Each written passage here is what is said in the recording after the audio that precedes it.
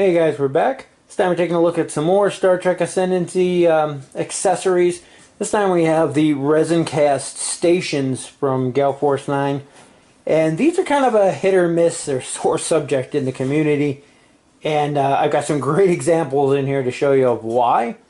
But first off, you need to know these are cosmetic only. They are not required for the game. The game itself comes with little tokens that you can use. And these replace those tokens with a 3D object just to make it look nicer on the table. Now, one of the drawbacks is instead of being injection molded plastic like everything else in the game has been, these are actually made of a resin. And there seems to be a lot of production issues with the resin. And I'm not even sure if mine were pre-packaged or what. My first couple ones looked like they had been opened. I had some damaged parts, and they looked like they were broken off the spruce, but looking into it more, I think that's the way most of them come now. So I already have gone through all of these. I've cleaned up a lot of mold lines. I cut off the spruces. There are little nubs on there. I wish I hadn't done that so I could show you, but I did. And I sanded down a few. And I haven't actually assembled anything yet, so you'll see some of them, like the Federation ones, come completely assembled, and then other ones, like the Cardassian ones, come in a million pieces you got to put together.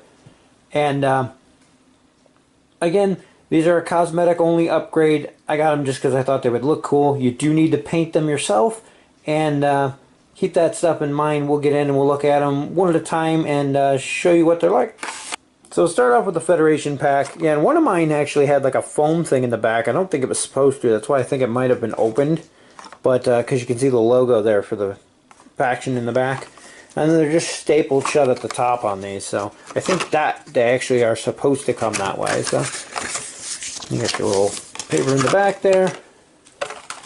Not much in the Federation one. You got your 3 stations pre-assembled. And you can see here, I don't know how well it comes out on camera. This one's actually not too bad. There's a good amount of detail on them when they are cast properly. So it'd be really easy to paint and do it like a dry brush to fill in the cracks. I don't plan on doing a ton of work on these because everybody knows how I despise painting painting models. You can see on the bottom here the mold where it was attached to the spruce. I trimmed that down with a crafting knife, and then actually sanded the bottom to make it nice and smooth so they'll stand up flat. There was a problem where they weren't standing up properly.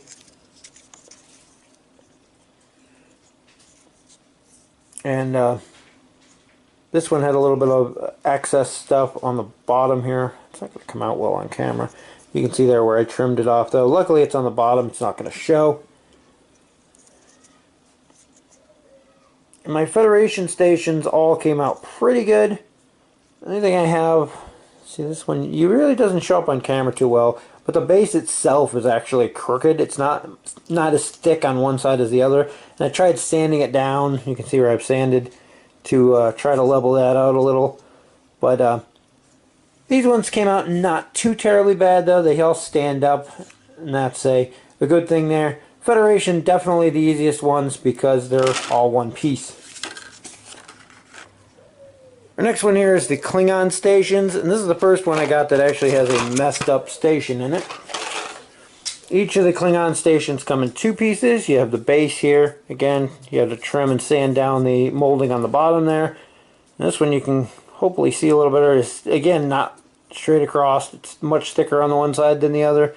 But the real problem is not going to show up on the camera very well, but the top of this disc for the base is very glossy and not detailed. It's almost like it was still wet. I really wish that would come out on the camera. It's not going to. Hopefully it will. I know the DS9 ones will show up. But then you have your top pieces here. And the top pieces actually have, you can see the one. Well, this one actually came out quite nice. This is it right here. The mold spruce actually comes out of the bottom of that, so you have to kind of trim it so it lines up with the others. I did a pretty good job on that one. But then these, you're going to glue these 2 pieces together. And that's your Klingon station there. Now one of my stations This one you can see I didn't do quite as good of a job of trimming off that piece there. But this one looks like they didn't put enough of the hardening agent in there, and it's like rubbery. It's actually flexible. And I'm worried the paint is going to chip off of it. I had problems with several of these, so I did write the company about it, an email, and they're actually mailing me out replacement parts already, so that's cool. And you can see a little bit of flashing on there. There's a bubble in the corner there where it didn't fully fill in the mold. Nothing major compared to some of the complaints I've seen online. I can definitely deal with that. And then the third station I don't think has any more issues. Got another little bubble in that corner, just like the other one. Overall though, they were in pretty good shape. Next up we have our Romulan Stations.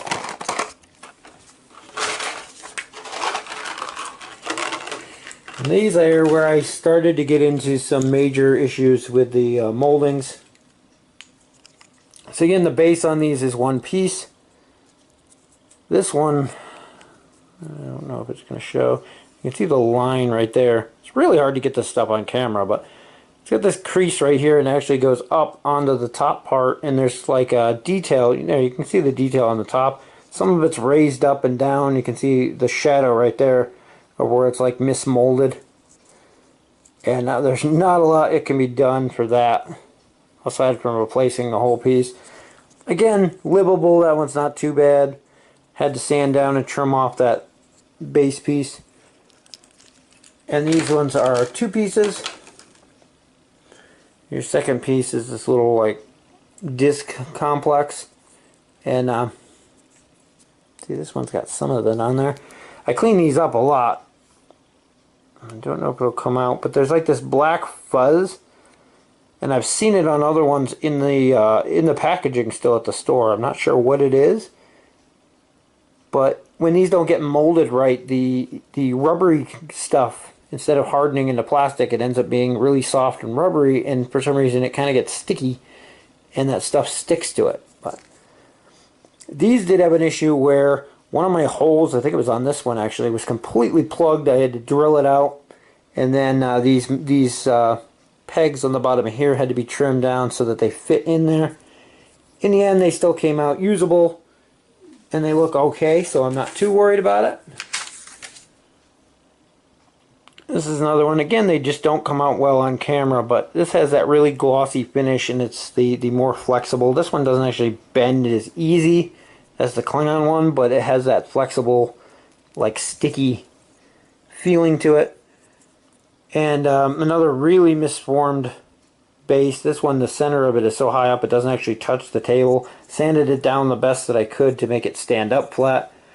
Again, I'm not going to complain about those because at least it's usable. And I didn't bother with a replacement for those other than the top parts that were kind of sticky. There's one, that one you can really see the detail in that one because that's like the best formed one of the bunch I got. And then another base, again, had to sand it down, trim off those pegs. Another bubble in the corner though. They got to watch the bubbles in their molds on these. This one even had, yeah, a little bit of a bubble up there, so there's a chip missing out of my one landing pad. Again, not a huge issue. The real complaint I had about these is how much they cost for what they are. I think the MSRP is like I want to say $15, which ends up being almost $5 a station. You can get them for a lot cheaper if you look around, but for the cost, and then to look at the quality and effort that went into them, that's where the disappointing part is. That's where all the controversy is. If these were only a couple bucks, I don't think anybody would care because they're game pieces. They're not going to be perfect. But for the price they're charging is the equivalent of like a Games Workshop Mini, and they certainly don't have the quality of that. On here we have our Ferengi stations. These ones come in 3 pieces. I'm sorry, 2 pieces. For whatever reason, they molded these the exact opposite way as they did the other ones. The base is its own standalone piece, and then the station and the peg are all one. Not sure why they didn't split it someplace under here and make it the already attached to the base like all the rest of them. It was an oddball choice, but the big problem I had with these is that almost every single one of them, this peg on the end of the base here was way too long, so when you put it in, it stuck right through and out the hole in the bottom. And it was also too big around, it didn't fit in the hole, so you can see I've done a lot of trimming there with a knife to actually get them to fit into the holes. I'm not sure if these are going to stay on there though without being glued. Or if you drop them. And these ones again had a weird molding issue. This one you can really tell. This one on the right is hardened resin, and it's got a lot more detail. This one on the left here is the half-hardened softs up. It almost feels like you'd leave fingerprints in it if you squeezed it hard enough. And you can see it has a much higher gloss finish to it. And it really hurts the detail. And in fact, I think you do leave fingerprints because I think I left one right there. So, again, not a huge issue, but for the price they're asking for these for premium level stuff, definitely questionable quality on some of them. And then finally we have this mess that is the Cardan Stations, and these are based on Deep Space Nine or Tarak Nor, MPAC Nor, the Nor class stations. And it is a really cool model, but it comes in a crap ton of pieces. Oddly enough, my station actually, in my pack actually came with an extra station hub. And despite that, 3 out of the 4 are all messed up anyway. This is what they're supposed to look like. You can see the nice detail. The pegs in these actually mount in one of these slots for the pylons, and you have to cut it and trim it down. Ended up pretty nice. I think it was that one that was attached on. So it came out pretty good despite having a lot of work to trim those down. The other 3 here, this one's probably the best example to show, suffer from that same thing I've been talking about with this resin all along, where it's not fully formed and it's very glossy and soft, flexible, almost like a rubber, but it also just chews up the detail. I get the two side by side, the difference in the amount of detail on them. And when you go to put paint on top of this, it's really going to emphasize that even more. And like I said, 3 out of the, they sent me an extra one, you're only supposed to have 3, and 3 out of the 4 have similar issues. This one's not too bad. These two, I'm definitely, I did ask for 2 replacements, so we're going to see how that turns out. And then again, as with the Ferengi stations, the base comes separate, and then the peg. Again, these had to be trimmed a lot to fit into the holes. And then your disc section will actually go on top of there like that. Anybody who's familiar with DS9 also knows they have these pylons. There's 3 of these for each of these stations that have to go like this. I don't know if they're going to stay on without glue. I haven't glued any of this together yet because I'm debating whether I want to paint it first, because there are some small details on there.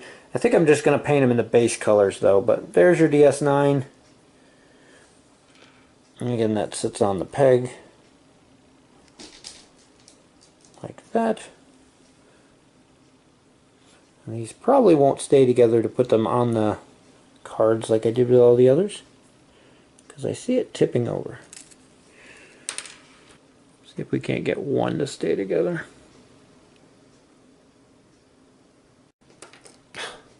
Can't get that to stand up, so we're just going to leave it. But there were no instructions though, which with the DS9 is really the only one. There's a lot of pieces to it. It's pretty easy to figure out though if you're familiar with the way the station's supposed to look, and really what Star Trek fan isn't, so it's not that big of a deal, but just to know, let you know, there are no instructions with these, so keep that in mind. In the very least, a close-up picture. They've got some really small pictures on the back to show you what they look like assembled, so at least there's that. Overall though, I'm really happy with the way these look in the game. And I haven't used mine, but I've used a friend's already painted up and on the table. And it really helps from a visual standpoint to let you know where the stations are, because once the station's built, they're permanent and they're there for the rest of the game. And the tiny little cardboard tokens that come with the base game sometimes blend in with everything else that's going on, and you lose track of where those stations are. So not only does it look nice on the table, it's a nice visual reminder. It also reminds you that you have a station in that system, so you don't forget to use your extra dice and things when you're in combat and things like that. The price is a little bit steep for what you get. The model quality is kind of sketchy. They do come in these open clamshell boosters though, so you can see what they look like. I always suggest buy these from your local store. Don't buy them online, because then they can send you whatever they want. If you go to the store, you can see what they look like in the box before you buy them. Pick out the ones that are in the best shape. Kind of sucks for the stores though, because when they do get the ones that are very odd looking and deformed and things, they've got to try to sell those, or at least find a way to return them. And so I feel bad for the stores in that respect. But though, as a player and a customer, when you're going to buy these, definitely go buy them from a local store so you can see what you're getting. As with a lot of the other stuff, they are completely cosmetic, and I did say they do work as a visual reminder because they're easier to see on the table than the cardboard tokens, but you absolutely do not have to have these to play. The game's perfectly playable without them. The cardboard tokens do their job. These are just kind of a neat add-on thing, adds more theme to the game, and I say that all the time when I'm talking about Ascendancy. The theme is the big thing for that game, and they're just nice to have if you're a fan of the game, if you play it a lot. They're really cool to have.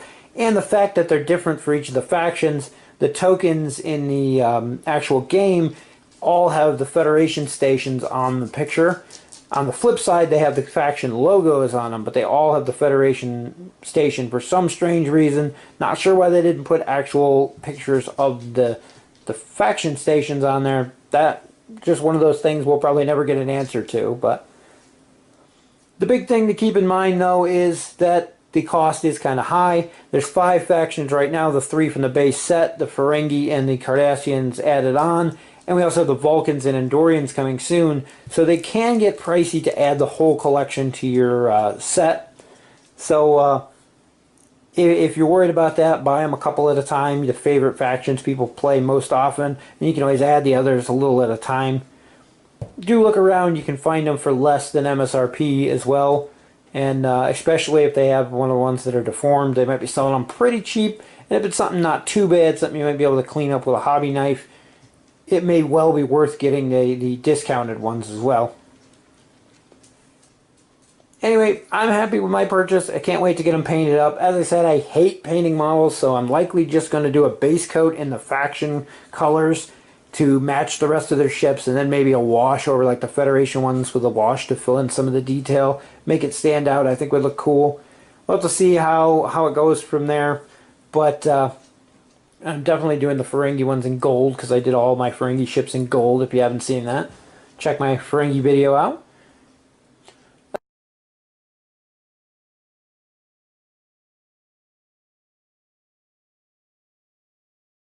That's going to wrap it up for our look at the Starbase add-ons for Star Trek Ascendancy by Gale Force 9. Hope you got a little bit of information out of there that was useful for you. As I said, they are cool looking. Definitely worth it if you're a huge fan of the game and you just want that little extra to make the game stand out and to look even better on the table. Anyway, that's going to wrap it up for this one. As always, thanks for watching, and we'll see you in the next one.